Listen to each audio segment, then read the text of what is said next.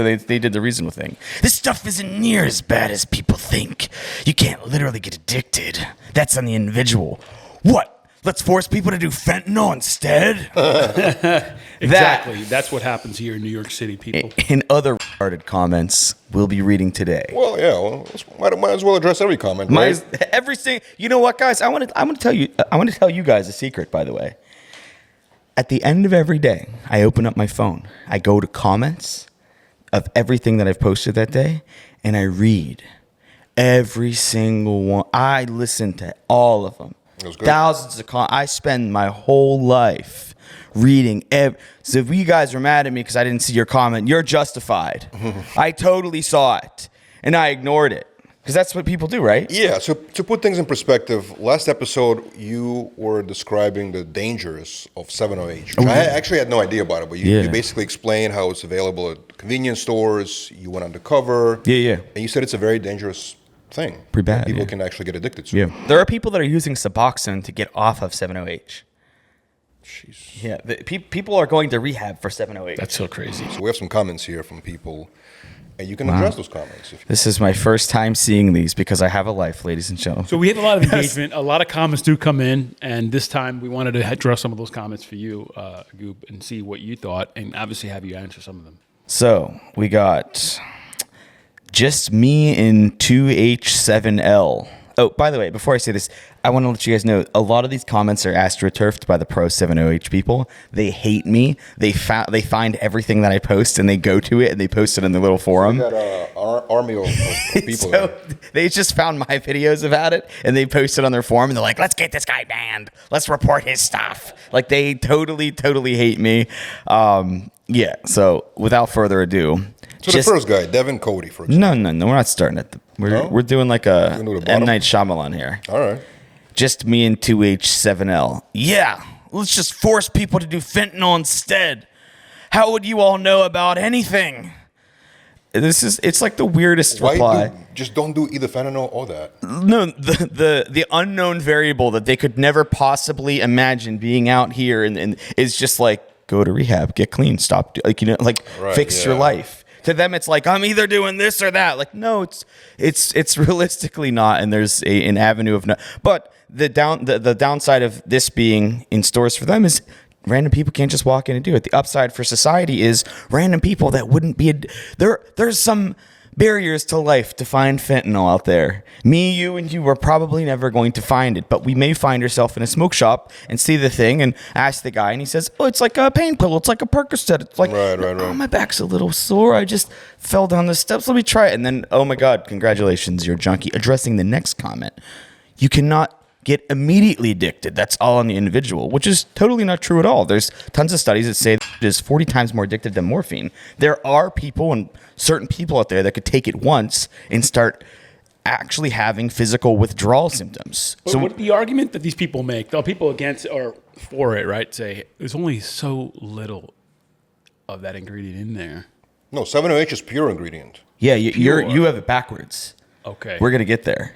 Okay. We're going to get there. Kratom argument. But on the addiction thing, like when people say the word addiction. Right, it's in the addiction. It's different than habit forming. So those are two different things. Addiction is you have a physical dependence to the thing. So that means if you do not take it, and with 7-OH, the half-life is like 2-3 hours. When people start feeling these withdrawal symptoms when they're addicted, like you need to take it again. There are people that cannot sleep through the night because of this shit. They have to wake up and dose in the middle of the night, and they try to figure out all these weird ways to make it happen with combinations and pseudo, which is another similar drug, and that type of stuff. So what were you saying? I was saying that there's this thing now, right? A lot of the folks in that industry are saying, well, the addiction, there's no real addiction because the ingredient, that's very little of that. So you're talking about this last comment. Right. And I'll read this comment and then interact with what you said. I made a video about actually addressing this comment already.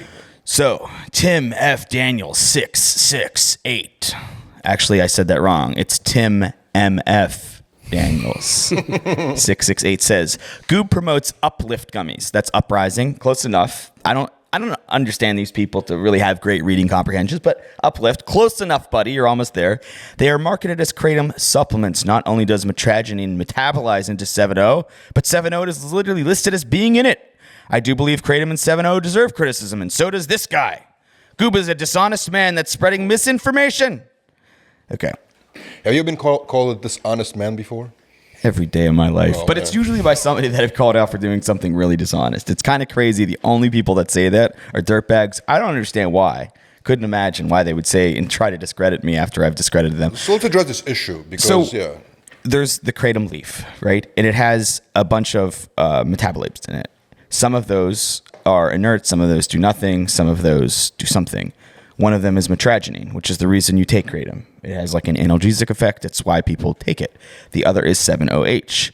The amount of 7-OH found within it is so minuscule that you guys have seen the gummy jars, right? Mm-hmm. If you had one jar of gummies and you wanted to take enough of those gummies to equal one 60 milligram tablet of 7-OH. You gotta eat 1,000 cans or something like that, right? You'd have to take 22,500 gummies. Right. 1,500 cans, which is... So it's not the same thing. It can't possibly be the same thing. That's like saying that apples are arsenic. It's just not the same thing. It's not nowhere near the same. I Yeah, understand. and they have this argument, metragenine, it turns into 7-OH in your blood. Like, if that were the case, you would not be mad about 7-OH being banned, and you would say, I'll dupe the government. I'm going to go buy my gummies and metragenine because it's the exact same thing. Like, their argument doesn't make sense because they're still asking for it to be legal. Clearly, there's something different about it. And what the truth is that it's a bazillion times stronger and that it feels like they're taking their Percocets. And that's why they want to do it, because they want to continue to abuse drugs without being legally liable for it. And then one more comment. Let's address one more comment, actually, by Devin Cody. He says something very interesting here. He says, the stuff isn't near as bad as people say it is. It got me sober of alcohol and cocaine and helped me through a surgery I had on my hand where I had to have metal put in me and was given nothing for pain after. I want to address first off just the punctuation of Devin Cody. Great job, Devin. Not a single period, not a single comma or pause. You really killed it, bud. He capitalized the first one though. So what do you think about this argument? It got him off cocaine and alcohol. It's dumb. Like it's not. That's just not how it works. It's like, well, I'm now addicted to something way stronger than a recreational party drug that people do on the weekends and something that people do with their friends to socialize. Like that's not. Yeah, that is you not a change great one thing argument for the other thing, which is just as bad. No, it's like, you know what? I'm no longer into collecting camera equipment. Now I'm buying jetliners. Like you traded it out for something that's way worse. Like this is a bigger impact on your life, buddy. You know, getting physically dependent on alcohol is way harder than getting physically dependent on this. You could do this one in 1 week. Alcohol, I don't even know how long you take to speed run that. Like maybe a few semesters of like a frat party. I don't know, man. But I feel like it's great that you address all these things because people, if they have doubts, I mean, we can address any comment there is, Yeah. So, really took these to heart, guys. Yeah, you guys from that 7-OH forum, real brilliant actors. Yeah, keep submitting there. your questions, guys. We're actually going to give away a mutant gift bag on the podcast for the best comment. For the best comment, and actually, we're going to start giving away some Generation Iron merch as well. Mutant gift bag. What's in the gift bag? It's actually one of those like shoulder bag. Am I allowed to leave a comment? Yeah, I think you already have one, Goobs. No, but best comment, mutant gift bag. But did anybody go after you from the 7-OH industry since that undercover video came out? Define go after. Like legal letters and pursuit. No, I think for them it's a press game right now, and they understand there's a press game, and anything like that would just be like way worse press. Anything they could do to me legally would just be way worse for them in the long game of like not what I would do back to them, but their pursuit of getting it legalized. It would just look really, really, really bad for them to like shut down this guy that's doing something that the world is accepting is good. And do you think FDA is closer to banning this substance from the convenience stores? Absolutely. Florida just jumped on. So there's states and federal, right? So like we went to federal and we're like, RFK, hey, please pay attention to this. He saw the video, by the way. Pretty cool, right? Did he? Yeah. Yeah. Bobby out there watching the video. That's awesome. So federal said, yes, the FDA is going to look at expediting regulations for this. Mm-hmm. That could be 30 to 60 days. We don't know. But states have jumped on and said, you know what? All right, we're going to do it right now. Florida, completely. Louisiana, completely. Wow. Parts of California, Orange County. Already banned it? Yeah. Oh, wow. Already banned County it. Banned it? Yeah, well, because, there's states and federal. Great. So, like, states can decide, hey, we don't want this. A lot of those companies are based out of there. It's crazy. Well, those are the places that it's impacted the biggest. Because I have a story that I haven't dropped yet, but it's the son of a guy that runs one of these Kratom, not Kratom, but 7-OH manufacturing places where they import pills from Indonesia or whatever they do and they sell them. The son is 17, 18, extremely addicted to 7-OH. the parents are divorced. So there's the dad and the mom. The mom is trying to get the kid into rehab over and over and over again. The kid works for the dad, so the dad will pull him out of rehab so he can come and stock the shelves and That's so crazy. Yeah. The mom found videos in the kid's phone of him with his buddies at high school snorting lines of 7-OH off their desks and stuff. And it's like, wow, like your own son is addicted to this stuff. Like you really should probably. Sad world out there. Yeah. And if you see the conditions of the factory, it's like his parents' basement house. And it's just like dirty everywhere. And there's just like pills in jars, like the cereal buckets that you put like, the cereal box in. It's like those just filled with pills. Like, I don't know, man. That's terrible, man. Yeah. Not good. Oh, man. All right. Well, let's talk about something more lighthearted, I guess. Joey Swoll controversy. And, Let's talk about something more lighthearted. So Joey getting canceled. Yeah, we know Joey. Actually, Vlad and I know Joey. I know you know Joey, of course. We've met with him in the past. Cool guy, great guy to talk to, hang out. He's a very knowledgeable person in the industry now for some time. What are your thoughts on that whole Hulk Hogan controversy? People really went in. People defended him. But also, you saw both sides. You saw people were saying, hey, why do you even have to apologize? Hey, why even take the video down? It was so what is your thoughts? So dumb. So the timeline of events was Hulk Hogan passes. Rest in peace. Oh no. Did I just say that? I think you weren't supposed to say that, actually. Did I well wish a man that I never met in my life that I grew up watching? How dare you? Who had fucked up things in his personal life, but like, yeah, okay. There's a difference there between Hulk and Terry, but whatever. Joey posted a rest in peace in a Hulk costume, in the gym, pumping iron.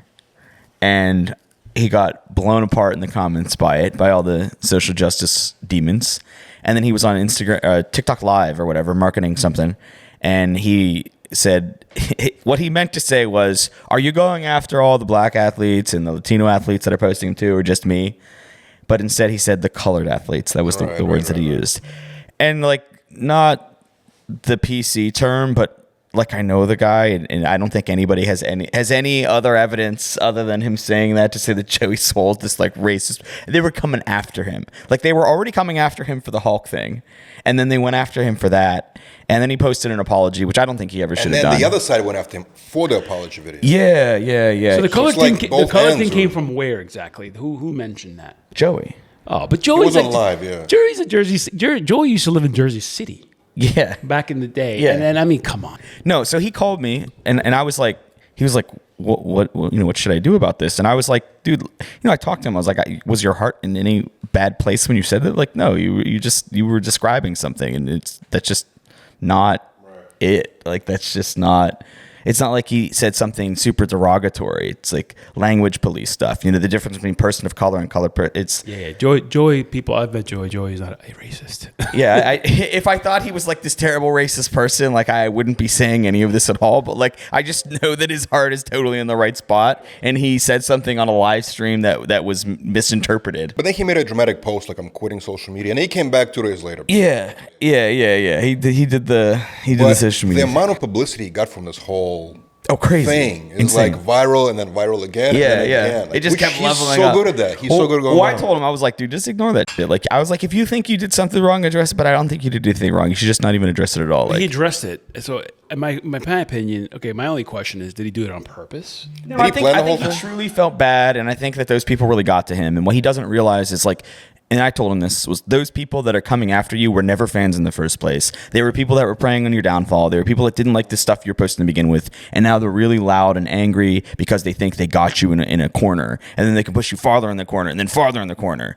And all you can do is just shit on them and ignore them. That's how it is. Yeah, you start addressing that, and then everything he says, they're like, oh, well, Joey, actually, you have to tailor your statement to us personally because of this one thing. Like, no, absolutely not. Like, yeah, he said something, you could post a little apology or whatever and be like, hey, like, yeah, okay, not cool with the times, whatever, man, that's fine, but keep Why do pushing. some people like hate him? Because he doesn't really do anything that controversial. He I calls think- out bullies, basically. I've thought about this before, and I think that they see like the jock that bullied them in high school, and it's like if you imagine like the jock that bullied you in high school in like a That's movie, what he looked like? It's just Joey Swoll. Like it's not. That's totally not the person he is. But he's right? not a bully at all. Like, No, he's like a super nice guy. But I'm saying visually, they're like. I "Oh, think that's visually, him." if you were to mute the videos that Joey Swoll does, he looks like you would think he's bullying the person that's on that other side of the video. That's why people come. Yeah. You'd be like, he's like, I just banged the cheerleader. F this person. F that. You're like, wait a minute, man. But no, he's really like, spread gym positivity. And they're like, you know what? I don't care. You look that way, buddy.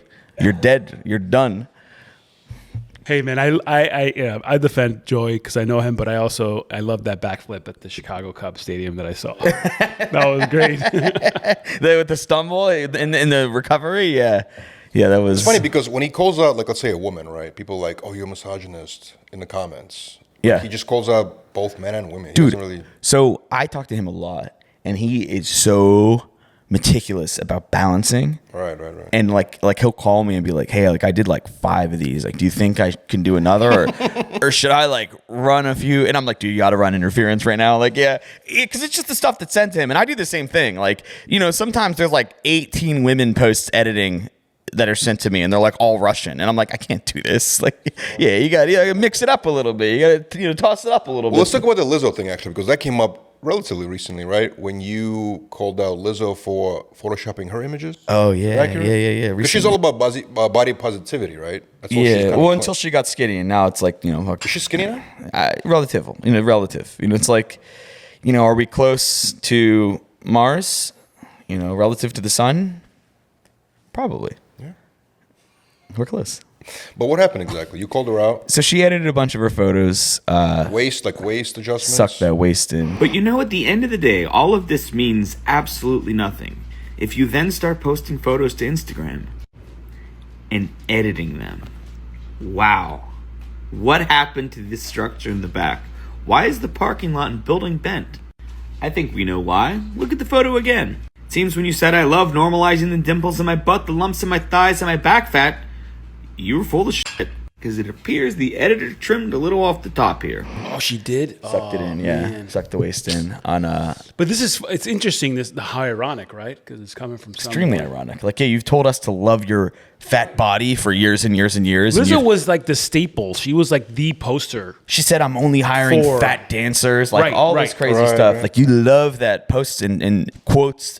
If you type in like Lizzo body positivity quote, I know because I did it. There's like she's tons. Like the definition of body positivity. Tons. Yeah, you gotta love 2025. Do you guys like body positivity? I don't think it's body positivity. I think it's making an excuse for things you don't want to do. I think it's the opposite of loving yourself. I think that, you know, encouraging somebody to overfeed themselves into morbid obesity is not being body positive. I think it's being body negative. I think if you're using it to like say spur, like, let's say, false narratives, I don't think it's good. No. It shouldn't. What it does is it makes these people complacent, and like, if you truly love yourself, you should want to be in reasonably good shape and live as long as you possibly can. Right. And that's not positive to be 400 pounds. And I agree with that. I mean, obviously we're here at Generation I, we believe in that, but at the same time, I think that people should like and do whatever they want, right? With their 100%. Well, think about it like this.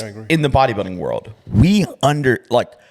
is Nick Walker doing things because he thinks that it's in the spirit of health and longevity right now? Probably not. No, absolutely not. So we in the bodybuilding world are very cognizant of what is in front of us. Mm-hmm. This is not the peak of health and fitness, and this is an unreasonable, crazy thing to do, but it is the pursuit of this particular sport that has criteria. That is why he is doing it. Nobody is looking up to him and saying, I want to be that healthy. Nobody's looking at it, and that is good and the thing to do. It is just impressive because of how crazy it is, right? Exactly. On the opposite end of the spectrum, you have the body positivity movement where they're finding particular doctors that won't put them on scales because they don't want to know how much they weigh, and they don't want to talk about it. If doctors will bring up their weight or suggest they lose weight, they will walk out of the appointment. There are entire forums dedicated to finding who these doctors are and what the good ones are and reporting the bad ones. Really? That's the obscene part of, do you remember Health at Every Size? That's insane, HAES? Like, that was a whole movement where people said, oh, if you're fat, you can't possibly be unhealthy, or you have to look at our blood markers to know. It's like, I'm sorry, if you're like 600 pounds, like, there's... It's unhealthy. Yeah. But, so you called her out for photoshopping images, and then what kind of backlash did you face for doing 0. Everybody's laughing in the comments. I don't know. I don't read them that often, to be honest. I see the first like 15, and they were all funny jokes, and I was like, all right, that's cool. And then somebody left a comment, and it came up, or maybe somebody said it to me, but it was like, all the racist dog whistles in these comments is crazy. Baby Blue Year says, with all due respect, your calling out of Lizzo was red meat for white supremacist incels who want nothing more than opportunities to be racist and sexist. And you did nothing at all to stop it. Go back and look at these comments and ask yourself about what really crosses the line. And I was like, let me see. So I screenshot that comment and I open up the comments. And you know how it loads like best comments, like most interacted with? So the first 15, I just screenshot all of them. And it's like a fat joke, a funny joke, something about that Sydney Sweeney ad or whatever, and then a bunch of like just funny. It's like literally just funny jokes. The jeans commercial. Yeah. They're like, Lizzo got bad jeans or something like that. I was like, oh my god, but just like literally just jokes and like commentary on like how that's obscene that she would do that because she's a body. Like just things interacting with the video. Nothing about race or anything like that. Right. And I recorded that video, and that the person who left that comment replied to every single comment that was made in that post, like hundreds of replies. Oh my god, how do you have time for that? I don't know. Very dedicated. Maybe it was Lizzo. You're on a very fake dedicated trolls out there. D1 haters. Maybe it was Lizzo that's doing it. Huh? Maybe it was Lizzo that's doing it. I on a fake think account. Maybe it was Lizzo has Lizzo's better fake shit to do. account. Yeah, Lizzo definitely has better stuff to do, I think. Yeah. But that was a crazy situation. It was pretty funny. Like, Jesus, man. I thought that I had done her before, and I looked in the archives, and there was no Lizzo video. And I was like, how the hell did that happen? Yeah. She's been doing it for a minute. Yeah. I don't know. But did you guys know about the Lizzo controversy where her dancers accused her of like some Abuse or something like that? Yeah. I did hear that, yes. Yeah, that was one of the top comments too. It was something about making them stuff something in their beef curtains. Did she get I believe. sued for that too? I wasn't sure. I believe. I don't know enough about it. Can somebody pull it up? She basically made fun of, or was more so angry at people on her team, the dancers, for gaining weight, saying that they were lazy and that was why they were gaining weight. Wow. And then the sexual assault stuff, is she just like apparently made them, but made meaning like she told them to touch strippers. It's not so. Most of these charges have been dropped. It's not that juicy. Yeah, I don't know how much weight, pun intended. All right, guys. So a little update. We took a break and we looked into the Lizzo allegations, and as it turns out, they don't carry as much weight as they initially did. The heavy load of the prior charges was we were told that it was like some sort of sexual assault stuff. Apparently, it boiled down to her teasing some of the dancers because they were overweight and that they were. It seems like they just don't like her. Yeah. She was just like an aggressive boss. Our man behind the camera says his interpretation after reading the article was that they just didn't like Lizzo, which is possible. And all the sexual assault and abuse things were resulting from a strip club trip where she encouraged them to touch dancers. Is that true?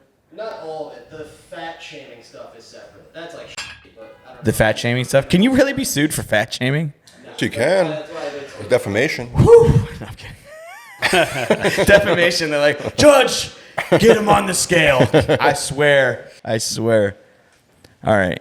Next. So the last thing, I guess, do you know anything about this? Is FDA cracking down on peptides? I know a lot about this. I know too much about this, so actually. Goob did talk about this a while ago with us, but we don't know how far it's gone. So the question is the FDA cracking down on peptides, on the industry? I know they've been cracking down on certain companies that have great products, but can you explain a little bit more about? I think if I was a company that was selling peptides right now, I would be very nervous. I know that they've done some raids. I know that they've seized millions and millions in products. I know that they've been freezing bank accounts. I know they've been freezing assets. And they're coming for a lot of these guys. But there's so many different peptides. Yeah, right? specifically which peptides, which peptides? Goob, would you say? Are there any specifics? I know that Cialis, and not even peptides, but things like Cialis and Tadalafil, stuff that you would generally get a prescription for, like those type of things, are really seeming to anger them. And I can't tell you why I have this information, but any of the, like the TB500, BPC, that type of stuff, it doesn't seem like they care a ton about. But any of the common prescribed things like the Ozempics and the semaglutide and that type of stuff seems to be a hot button issue. Because a peptide is basically a version of a peptide that kind of mimics the drug, right? That's basically what it is. Well, in some cases, the peptide is, the drug is a peptide. Yeah. But a lot of like the oral stuff that, the things that you would generally get a script for that I'm sure the government makes tons of money on, they're irritated. Because, at the end of the day, it's like you don't have the infrastructure to sell this. You don't have like a pharmacy set up to sell this. You're not paying us the fees to sell this. We're not getting our cut when you sell this. And so it's sort of almost like a shakedown of what do you think you're doing selling without us in the middle? It's interesting because telehealth is becoming huge right now, right? There's some big players. Telehealth is a lot of those guys are going to be in handcuffs, I think, in a few years. Really? Like telehealth too. Telehealth guys. I think the telehealth guys, a lot of them are going to be in handcuffs in a few years. Really? I think that. I mean, I know personally a lot of them skirt the rules, and what they're supposed to do is not what they're actually doing. Some of them will have like one physician on writing scripts out to like crazy places they're not allowed to. New York is a great example. Like, it's kind of hard to get a script here for like tests or anything like that. And there's no, oh yeah, we'll do it. It's very difficult here. Yeah, you got to have a doctor in New York, and like how often. I worked with a company briefly that was trying to get this set up, and they were very ambitious in trying to be in all 50 states and just sort of trying to do what everybody else did, but guy's a rule follower and realized like this isn't as fast as it appeared like it might be, and it was really hard. You say you're from Connecticut, no, we don't have one in Connecticut. Like, it's a delay, that type of stuff. I see what you're saying. And it's they shouldn't be able to do as much as they are. Wow. I don't know. I could be wrong. I hope I'm wrong, because there's a lot of people I know and people that are in the industry, but I hope that they're all dotting I's and crossing T's, because there's if they're going after peptide companies, I think next would be those guys.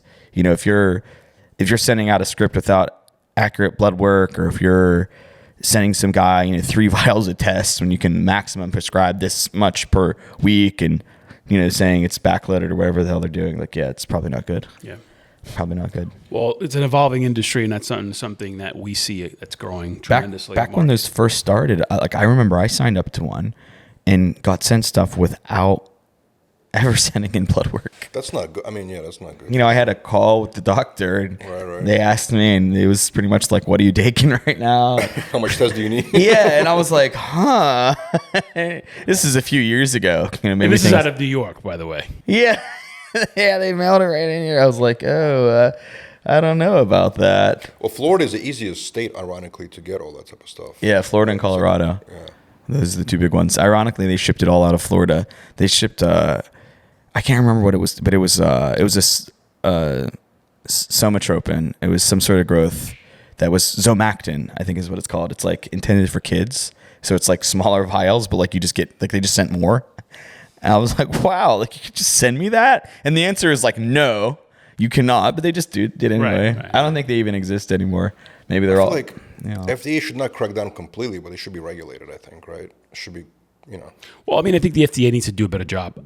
I think they're going to expand the conversation in the definition of a type 2 drug, right? A Schedule 2 drug.